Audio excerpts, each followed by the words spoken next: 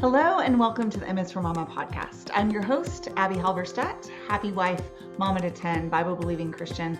And on today's show, I have got a wonderful guest for you that I know that you're going to be so encouraged by. But I want to start off this episode by telling you about our brand new podcast sponsor.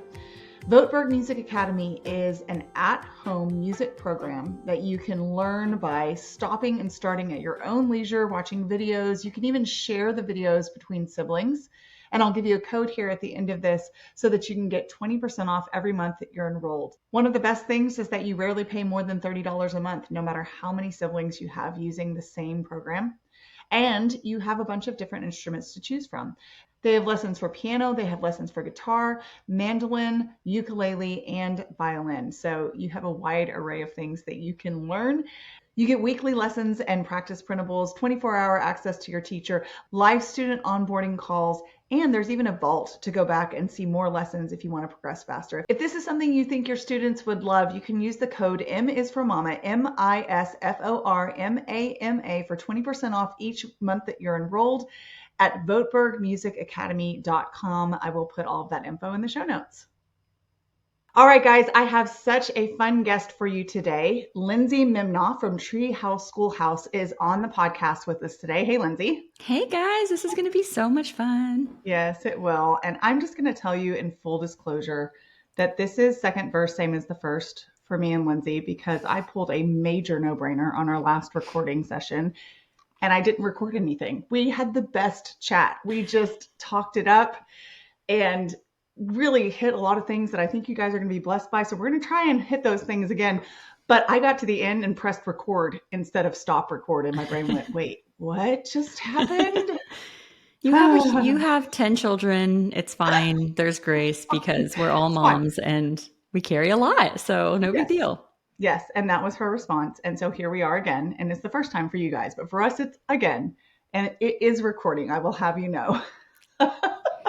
All right, Lindsay, tell us a little bit about yourself. Hey, friends. So I'm from North Carolina. I've got 4 kids. My youngest is 3. My oldest is 10. And we are a homeschooling entrepreneur, kind of crazy outdoor family. I write homeschool curriculum in my margins. And so Abbie and I have a lot in common. So we're excited today to talk about some of those things that we have in common and just kind of share some encouragement with you guys if maybe you feel like you're in the same boat as us. Yeah. So I think margins is a great place to jump off because what I see is a lot of all or nothing mindsets in the way that people respond on social media. I could never, how could you possibly, you're super mom. And all those kind of make my skin crawl a little bit because I think I am so not worthy of this response because I know I'm over here not pressing record sometimes. Right. Because my margins have either gotten too full, my brain is tired, or I just got distracted or whatever. So, and I'm sure you get some of those same responses. How do you feel like you protect your margins, or how do you feel like you create those? And 2, how do you find yourself responding when people are kind of overawed by what you're able to accomplish in a day? I think that social media is a beautiful gift to the world, but I also think that it's only one piece of the puzzle. And so I often try to use my platform to share the real truth of what's happening behind the scenes because, I mean, I only have 4 children. You have more than double the children of me. But, I carry a business. We just built a house. My husband and I both own our own businesses, and I'm homeschooling. I'm writing curriculum. And so it is a lot, but number one, I have a lot of help. And so I'm always trying to tell people that I'm not over here. Every single thing you see coming out of my company is not just me. I have a whole team of people. My husband is able to be involved with our homeschooling. We also have a part-time nanny, and I'm not afraid to talk about her and what a gift she is to us. Yeah. And that really before we had a part-time nanny and I was just full-time homeschooling, I wasn't working, and I was able to carry that without help. But when the Lord opened up these doors for me to start writing curriculum and blogging and all of these things, I had to make a choice. And it was either that I was going to be dividing myself so thin between these two worlds and I would not be able to show up for my kids in the way I want, or I can bring help in and now they're getting a gift from having time with her where I can separate and have boundaries. And so that's the other thing is just really clear time blocking and boundaries. And when you try to mix multiple roles and tasks, and sometimes you have to, I had to at the beginning of my business, but it was Sure. short term. And I knew that because long term, I would not have lasted and I wouldn't have been able to show up in these areas in the way I want to. And so for me, I have blocks where I am mom and I am not also trying to multitask and answer emails and do customer Mhm. service and post on social media. And then I have blocks where I'm like, I can show up as Lindsay, the creator, and this is who I am right now without those blocks and without those boundaries. And it's very, very hard when you have a social media business, as you know, Yeah. because you just want to do it all the time. And that's kind of how it's set up. But without those blocks, I feel like my brain gets like mush and I'm not able to really show up in the way I want to in each area of my life. So I try to tell people the whole truth about what's really going on, that I don't have a great day every day, that my homeschool is often hanging on by a thread, that, a lot of the beauty that you see is truly what I want for our homeschool, but it's not an everyday occurrence. Sure. Sometimes we're trying to bake together and I got kids breaking eggs on the floor and mom loses her cool and all of that's real. All the things that y'all feel, we're feeling those things too. And we have those moments as well. So I think just trying to be transparent about that and creating systems and margins the best we can. But at the end of the day, we're human and we all need grace. Amen. Absolutely. And I get to cheat because I know a little bit about you because we already had a conversation last week. But you sound so kind of balanced and honestly very orderly. But the way that you described yourself last week, it had me asking all these questions because you kind of described yourself as a barefoot hippie, creative type. And Yeah. yet here you are talking about margins and boundaries and blocking. And that sounds like a type A, very organized sort. So kind of give me a rundown of your background and A, how you started writing curriculum, because I love that story. And B, how you got from barefoot hippie Lindsay to I'm going to have to put some boundaries around my life or I'm going to drown Lindsay. Yeah, I mean, that's basically the bottom line, is that the reason I have all these systems in place is because I need them in order to reach goals, in order to do the things that my idealist self wants to do. I have to actually have steps to get there. And there have been people in my life that have helped me see that. And now I see them all as opportunities to grow and ways for me to actually reach goals. But my background is that I grew up in a Christian home. My grandfather was a church planter. And so as a tween, early teenager, we were in a really small church and my options from my parents were A, sit in the service, which I didn't want to do because I was bored, or B, start a kids ministry. And so my mom said, I'll give you the tools to do that. And so I started throughout the week as like a 12, 13-year-old. I would go search in the Bible and figure out ways to have lessons. And I would write material lists. And I started basically writing curriculum for a small group of kids in my grandfather's church. And my mom would empower me by taking me to the store and helping me get the materials and help me look up passages in the Bible and creating these lessons. So I'm just doing this thinking like I'm getting out of sitting in the Sunday morning church. But in reality, God was growing something in me because as I was studying the word, I was learning more for my own self because you teach it, you know it. Mm-hmm. And I began to disciple these children, on Sunday mornings. And then as I became a teenager, I was spending time with some of these kids outside of church and discipling them and like really falling in love with mentorship. And I was growing in my own faith in this journey. And so I decided after high school to go to ministry school for kids ministry. I wanted to go be either a Christian school teacher or be in kids ministry. So I went to Bible college and started taking these classes. And after 2 years, I got offered an internship at a church to take over their whole kids ministry. It was a massive church. They were having a fallout with some of their people on staff and wanted me to just like come in as a young 20 something with all my energy, all my ideas, and just take over. And it was so intimidating and scary, but I had this passion as a young Christian to do that. And so I went in and I basically, I was the barefoot, crazy energy, kids ministry person on stage doing all the dance moves and like creating all these fun things. But at the same time, I learned like there needs to be some order, there needs to be some system. So I feel like it was this survival, like I'm not going to make it in the world if I don't rein this in and figure out like how to make systems for my own weaknesses in order to grow. So I worked at this church for a few years. And then after that, I wanted to do something else. I ended up on the mission field writing curriculum for our ministry. That I went with YWAM and I was writing curriculum for some of our teams and working in churches and villages in Southeast Which YWAM Asia. is very close to where I am. I don't know if you realize that, but YWAM is like an hour from me. The Which actual base. YWAM? Oh, The really? one in Texas is like the Okay. original one is like an hour from my house, which is really Oh, cool. awesome. Have you been Sorry, there? proceed. Yeah. Have you been there? Yeah, yeah, we've Okay. been out there before. Yeah, Awesome. So I was in Hawaii. So their other main base is in Kona. I ended up going to yours is Hawaii and cooler than Maui. ours. It was really awesome. But people are like, oh, you were a missionary. You went to Hawaii. How nice. How convenient. But I trained in Hawaii, but then I was in Southeast Asia, staying in villages, no AC, the whole thing. It was a really great experience for me. But through that, I just started writing curriculum in for ministry.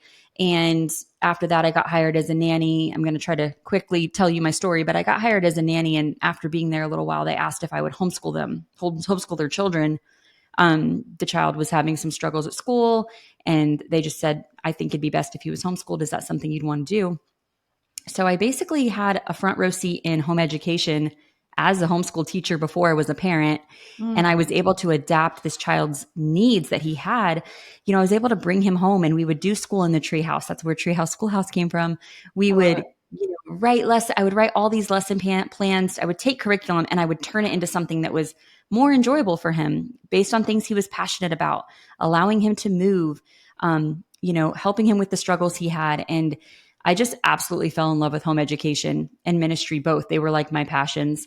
So when I became a mom after working there a few years, I became a mom. And when my kids were preschool age, I basically started homeschooling them and started writing curriculum for the kids. So it's just basically been this thing that God has woven into my life since I was young, like 20 something years ago. I'm writing curriculum and now I'm seeing it come full circle where I'm writing it for my own children. And after starting that process, I really felt like the Lord said, you have something to share with the world. And That's so amazing. I started Treehouse Schoolhouse, and it's been baby steps and really a wild ride. But now we have a full team and we have a warehouse, and I write all kinds of curriculum, always getting inspired with new ideas. And yeah, it's my passion and I absolutely love it. That's amazing. I love that your story in some ways is similar to mine and that I've always written in some capacity. It was Mm, either stories when I was younger, essays. I started college really early and I was an English major. So I was writing, 15, 20-page essays when I was 15, 16 years old.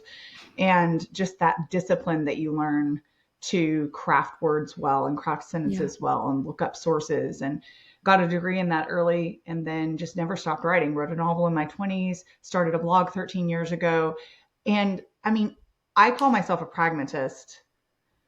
And it's not that the dreams aren't there. It's just kind of, I always assume they're not going to actually happen because, dreams don't become reality unless you work for them.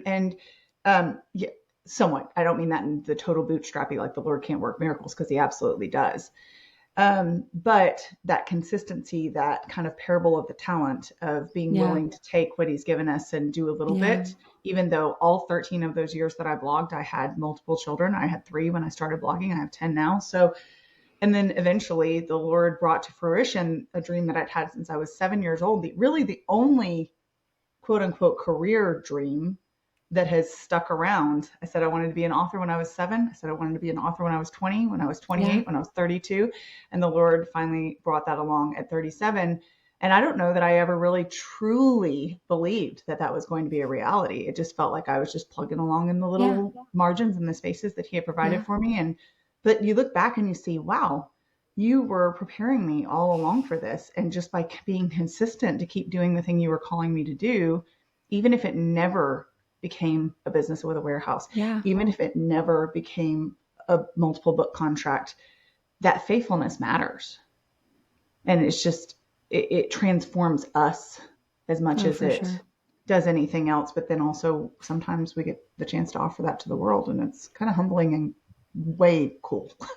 I know I'm So like getting teary thinking about just how he strategically, and I can't share too many details, but like strategically, even like some things with that student that I had were specifically setting me up for my own child, or mm, specifically setting me up for seeing the world in a different way so that I could offer resources to parents that have similar struggles, or just long for a family connection, or don't know how to explain the gospel to your children. Because I worked with so many children who were coming to our church, had never heard the gospel before, one of the churches I was working in, they were like inner city. And so they were just kids coming where their parents weren't faith-filled parents. The parents weren't taking them. So I was able to explain the gospel in a very like simple way. And then now I'm sharing with parents for the first time that they've never opened the Bible with their families. And I'm saying, hey, I know how to do this. Like this doesn't intimidate me because the Lord set me up for such a time as this. And there's just so much fulfillment in the process of saying yes to the little things with him, that I wasn't really looking for the bigger thing. It was kind of like, I mean, my husband even told me way back then, like, one day you're going to publish curriculum that's going to be all over the world. And I kind of scoffed at him, like, I'm just wanting to be a homeschool mom. Like, I don't know. But sometimes other people see things in us as well. And it's just an amazing journey to walk with the Lord. I love hearing that about your husband. My first book, Misformama, is dedicated to my husband. And I think it says something like, because you always believed I could. And oh my gosh, now I'm going to get teary.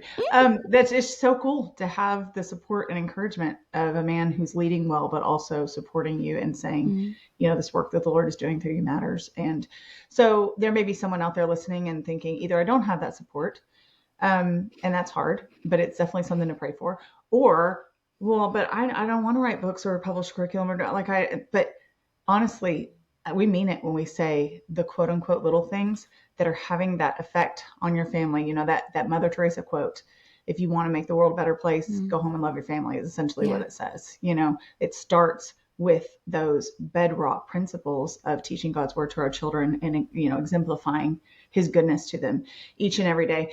So you describe yourself as a dreamer.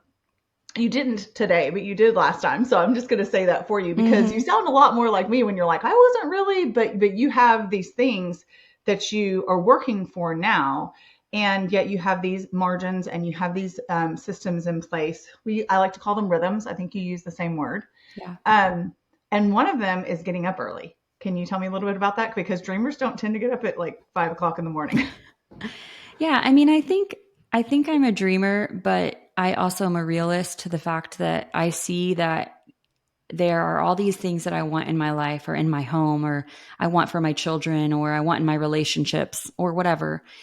I'm a visionary, but I also realize that those things don't just show up. Like those things, actually, you have to take steps. And so I think it's just been an area of maturity over the years that it doesn't come naturally to me. Sure. But when I say, oh, I would love it if my kids, were more responsible with cleaning up after themselves or whatever the thing is.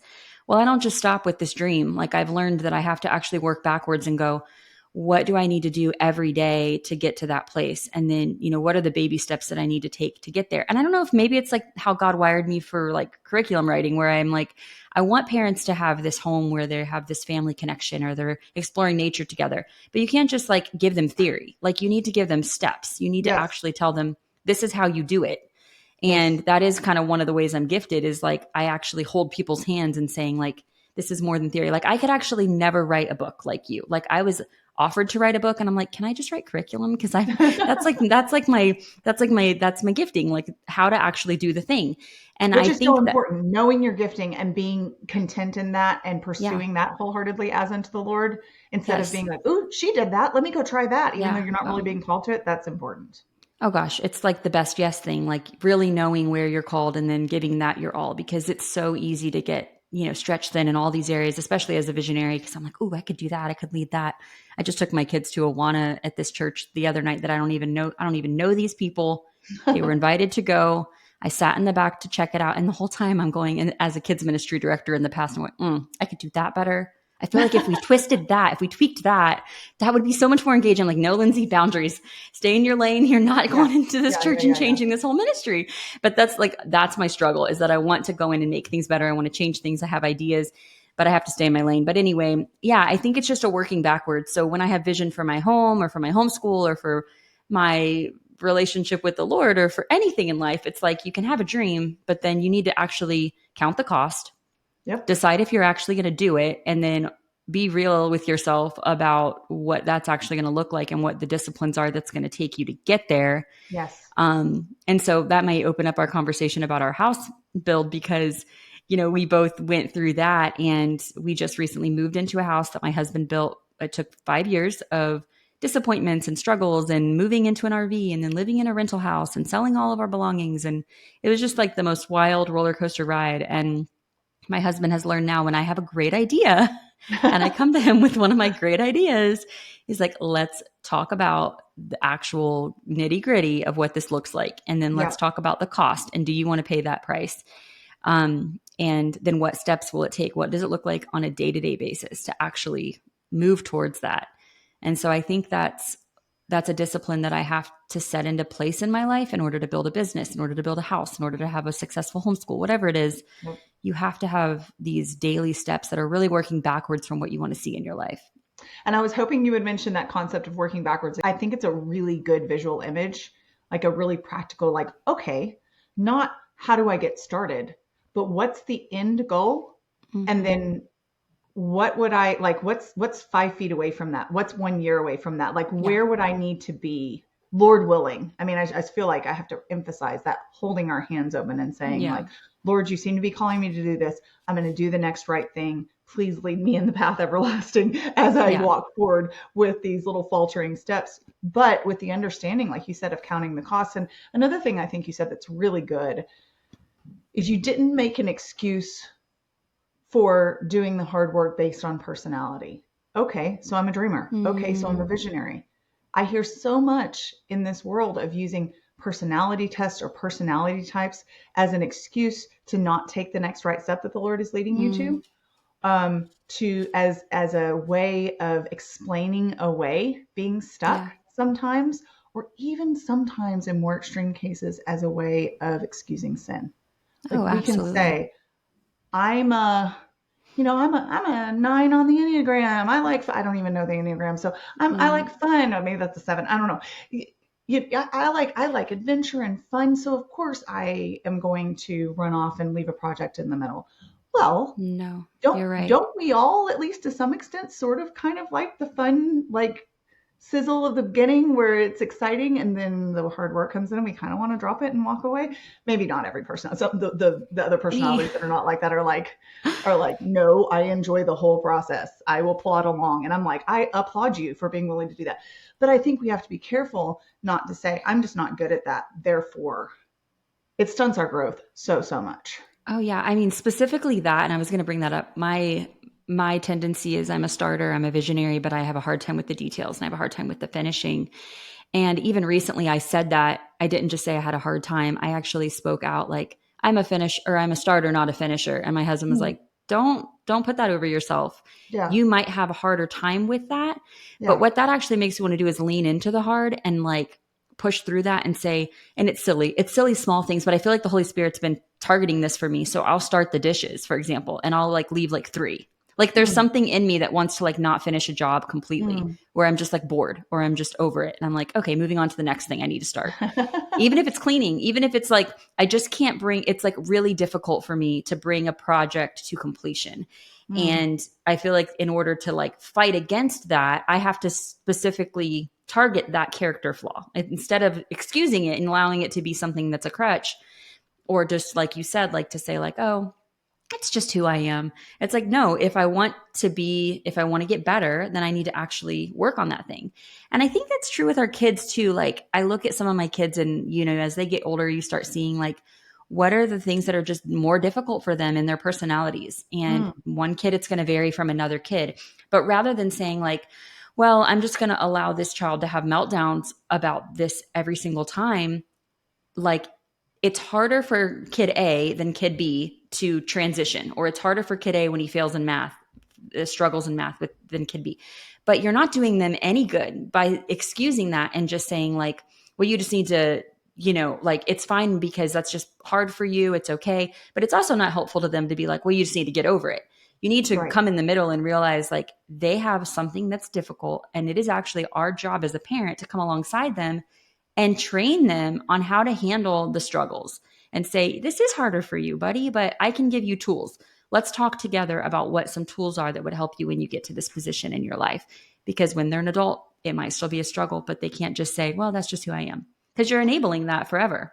You are. You absolutely are. And we see a lot of, I can't because that's just who I am. And a lot of blame shifting and a lot of victim mentality in our current culture. I'm sure that's been true for all of time, but I feel like we're maybe a little more indulgent of that in our current society. And ultimately, exactly what you just said, it's not doing them any favors. It's certainly not doing society any favors, but you're not actually gifting your children with a good thing by giving them the easy way out on things like that. There's grace, as always, for us and for them. But there's also that grit of saying we can do hard things through Christ who gives us strength. And then modeling that for them, just like we're talking about. So we've both built houses, and it sounds like that when you say build house, you mean build house. Like your husband got in there and got it built, right? Yep. Still doing it. Yeah, we moved in a month ago, but we moved in at the bare minimum that we could get our inspection. We were like, please just let us move in. We want to finish the project here. We don't want to be paying rent and, this whole thing. So yeah, we're still trucking along with the project, but he got his contractor's license and he did hire out some of it, but he oversaw the whole thing. And then anything that he could YouTube and figure out how to do, the man did himself. So it's been a wild ride. Yeah. So I was realizing as we were going to talk about this, I'm like, I can't go into both of our builds. I need to do my own podcast on that. So it gave me a podcast idea. I immediately shot it to my assistant, was like, put this on the podcast list. But same, Sean has a dad who grew up or who had a construction company and helped Sean with a lot of things. But there are so many things that you can literally go, because people are like, where did you get the skills? How in the world would you ever start? And there's just so much willingness to learn that is built in there that it's like, I don't know how, but surely I could find enough resources. We just have so much information, or too much information at our fingertips.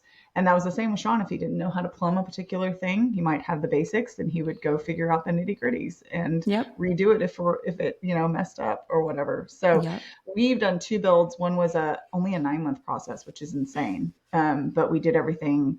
It was like a rectangular box, and we did everything like on top, like grouped all our plumbing, did everything as efficiently as possible. And we did pretty much everything for that. And then including sheetrock and plumbing and electrical and all the things. And then the second time it was 2-year build, much more involved, lots more angles and interesting roof lines and stuff. But Sean and his dad were the ones that knocked out just pretty much all of it. So it's crazy to have gone through that twice. And you don't meet too many people who are willing to do that level of research. But I feel like it pays off. I do. I mean, it was really hard at the end, mostly because my husband was working so much in order to get us in. And we were living in a difficult, we had to really have a cheap rental house in order to do all of this. And so if we would have had a more comfortable living situation, I could have been more patient, but it was a really difficult situation. At the same time, I was growing this business, which was sort of a happy accident. And having small children and trying to homeschool and it's just a lot of the things at once. But the actual process of seeing the house go up and coming and visiting him as he's doing it, and then being able to design everything. I mean, I was the one, saying, this is where I want everything, every doorway, every window. It's like, it's so overwhelming, but it's like such a dream really to just have a blank canvas and say, what are the goals I have in our home? It's the same thing as working backwards. It's like, what do I want my home life to look like? What do I want for my kids? What kind of spaces do I want when I host people? And then working backwards and saying, okay, well, then that means we need smaller bedrooms so we can have more square footage in the main living areas. We want to be an outdoors family. So how can we, have as much porch as possible? All of these things where it's just really fun to be able to dream that and then work backwards and make it happen. But it's definitely one of those things that my advice would be count the cost, because it's so unknown, especially if you're going as an owner build, unless your husband's done this a million times like mine. This was the first time. So he's learning all of this as he goes. We made mistakes. We lost money. We lost time, but it was one of those dreams that we had. And we're like, well, let's do it now when our kids can enjoy it. Let's do it. Even though it's the craziest time of our life, let's just go ahead and do it, so that we can live here a really long time and our kids can grow up here. So I think it's worth it, but I don't know. I'm still we're still in the middle of construction and boxes. So maybe ask me in a month. I'd probably say for sure. I can completely relate. We moved in with not one single blade of grass within like 100, 200 feet on any side of the house. So much East Texas red dirt. I've never seen so much dirt in my life. It was in our teeth and our hair and our Tony, Yeah. oh, it was so bad. So We bad. have Concrete Carolina floors. clay. Yeah. Yeah. Yeah, It's so even similar. just the sheer dirtiness like gets to you, and the boxes and all those things. So I can totally relate. I hear a lot of people that say, like, why would you do this to yourself? Because it is so much work and it's so exhausting. And I think the part that you mentioned about your kids being able to enjoy it, I really love that our kids got to see um, that work go into it, the way we functioned as a team. Hmm. We divided the tasks, and I sourced things and I designed things and I tracked things down. I wasn't doing a lot Yeah. of hammering of nails because he's a lot faster and better at that than I am. And I'm over here homeschooling. Like Right. you're not trying to do this kind of equal. I mean, this is a lesson in life and in marriage. You're not over here trying to double up on the same task and then leaving another one to languish. Instead you're Right. seeing where the strengths and the weaknesses are and dividing and conquering. And I Hmm. think that it's really important for our kids to see us doing that. And did we always perfectly get along? Did we always perfectly agree? No. Was it stressful sometimes? Yes. But our kids also need to see us working through conflict and stress and relying on the Lord, and then ultimately coming back to each other. And even if we have to apologize, saying, like, I still choose you and I still choose this. And Hmm. I'm glad that we get to do this together, even though it's really hard. And like you said, it was almost harder moving in once we were there and still doing so many projects because it was just so dirty. And we were literally moving kids. Oh goodness. Like I remember the first couple of weeks, there were kids in the living room. We had lots of bedrooms, but they just weren't to the point where people could Yeah. sleep in them yet. And so it was just, so many eyeballs on me at 10 o'clock All the at time. night when I'm like maxed out and I'm like, okay, we have to get a bedroom because I'm going to lose my mind. I need these Yeah. children not to be looking at me at late at night. So yeah, totally, totally can relate. Yeah. So if you had to give readers, we've talked a lot about, discipline and making choices to get yourself from point A to point B, asking the Lord what he wants you to do next. If you had to give the listeners kind of your top three rhythms that you would suggest that they adopt, maybe not specific ones that are what you do, but just things that you feel like could help anybody's day to go better. What would you say, do Yeah. you think? I think that if you can get to the point that you wake up before your children, I know that that's not always feasible, especially if you have, small kids and you're up all night and stuff. There's grace in those periods for sure. But as soon as you can, to start trying to rhythm to get up before them and just sort of like think through your day. Like not only in my mornings, I'm usually up 5:30 or 6 and my kids are up around like 7. Um, Not only am I, in the word and having silence and eating and having coffee before I'm feeding all the people and doing all the things, but I also just try to look over my day, like what are my goals today? And, asking the Lord too. One of the things I've been doing lately is asking him which kid or who in my family do I need to specifically love extra today? Like what Hmm. is something I need to do? And it's silly, but like in my planner, I actually have like a section that says love somebody. And I love I'll just that. sit with the Lord and be like, which kid and how, or outside of my home too. Is there a friend I need to reach out to? Is there a neighbor I need to, bring some cookies over to? Just show me, Lord, like who do I need to love today in a different way? Because we can just get going and forget Hmm. to slow down. And a lot of times it's this specific kid and play a game with them or jump on the trampoline with them, just like a Yeah. quick thing to be intentional. So that would be one. For our family, we also try to have as many meals as we can together. We're running in different directions, but if we can get back together at least for dinner and we do high low around the table and talk about our day and Hmm. just sort of share. And in our family, we do high low buffalo. I don't know if you've Oh, heard I do that. that too. Yeah, we do that Okay. too. So buffalo is just the random thing. So you got a kid standing on the chair and telling a joke or somebody singing a song or it's anything you want to talk about. But what it really does is open up, what did somebody struggle with today that you didn't even notice? Yeah. And then you can kind of speak to that. And then what was something exciting? You just kind of get to know your kids' hearts. And then the random's just fun, but also kind of sometimes another thing will come out that you're like, oh, I didn't know that was in there. So we do that. I'm trying to think of a third one. Probably just that connection time with my husband before bed. It's easy to like both go our different, at night, it's like we can get caught up scrolling because we try to have less screen time during the day when we're with our kids. So it's easy to just sort of like go down that hole. But we try to keep our phones away from our bedroom. And so at least the last 30 minutes we can like talk, connect, and just go to bed kind of with a more clear mind. So Yeah. those are some things that have helped me, even just with like anxiety and just that go, my mind not stopping. It's Yeah. just having these moments in your day that you're kind of like pausing, remembering what you're doing with your life. What are the goals that you have? And just coming back to connection. I love that. Those are such great examples of realistic, doable things that I think could translate for a lot of people, even if they don't look exactly the same. Tell us about your newest curriculum offering that's coming out. Okay, so right now, the whole Treehouse Schoolhouse community is in the middle of doing an expectant Easter. So it's a 3-week curriculum that leads you up to Easter. But I'm in the middle of writing the second volume of our Bible curriculum. So after I put out an Easter and Christmas curriculum, I had so many families saying, I want to do something every day with my kids that's like a family devotional meets homeschooling. And so that's kind of, like I mentioned before, my two passions. And so I wrote a family Bible curriculum. It's called Rooted. And it's based out of the scripture that says, your roots by the water, and then you'll flourish in season, out of season, bear fruit. And so the first volume came out last year, and it's all about your identity. It's all about really getting kids roots deep into who they are in Christ and why they even do the things we do as Christians. Why do they want to read the word? Like, it's really getting to the why and getting to the heart of our faith. And then the second volume that I'm currently in the middle of writing is all about the fruit that's produced in a life that's rooted in their identity. And so we're talking about them loving others, and we're talking about character traits, and we're talking about their mission on this earth as believers. But we really have to get to the heart first. And so that's kind of my heart, is not to just tell kids how to behave, but to teach them, to really get to their hearts, that they love the Lord. They want to please him. They want to honor him. They're inspired by this idea that they have a mission on this earth. And so it's a really beautiful curriculum where you go through poetry and art that really help you see other Christians in the world through generations and how they've responded to the word of God.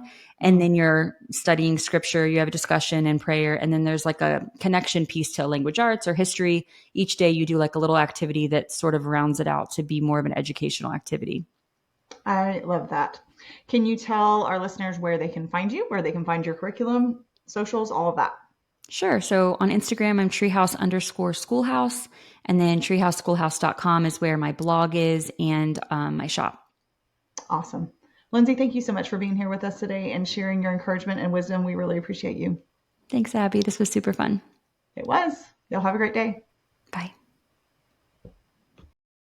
If you enjoyed the MS for Mama podcast, I would be so honored if you would subscribe and follow along, maybe share with friends, or even leave a review.